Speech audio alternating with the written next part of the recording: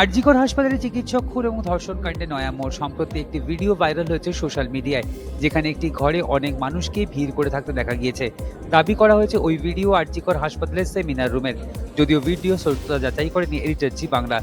তবে ওই video viral হওয়ার পরেই কলকাতা পুলিশের তরফে জানানো হয়েছে, যেখানে মূল ঘটনা ঘটেছে সেখানে কোনো বহিরাগত প্রবেশ করেনি, কারণ পুরো জায়গাটি ঘিরে দেখা হয়েছিল এবং কলকাতা পুলিশের আধিকারিকরাও ওই অংশের নিরাপত্তার দায়িত্বে ছিলেন।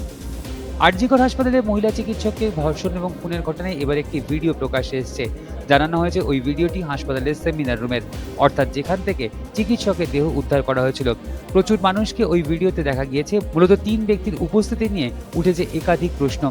ভাইরাল হওয়া ওই ভিডিওতে দেখা গিয়েছে আরজিকর হাসপাতালের প্রাক্তন অধ্যক্ষ সন্দীপ ঘোষের আইনজীবী শান্তনু দেখে।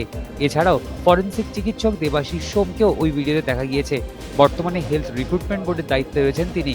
তারপরেও কিভাবে ঘটনার পর সেখানে উপস্থিত হলেন দেবাশিস সোম, তা নিয়ে উঠছে প্রশ্ন। অন্যদিকে প্রসূন চট্টোপাধ্যায় নামের আরও এক ব্যক্তিকে দেখা গিয়েছে ওই ভিডিওয়। জানা গিয়েছে প্রসূন প্রাক্তন অধ্যক্ষ সন্দীপের ছায়াসঙ্গী। তিনি ন্যাশনাল মেডিকেল কলেজের ডেটা এন্ট্রি পদে রয়েছেন।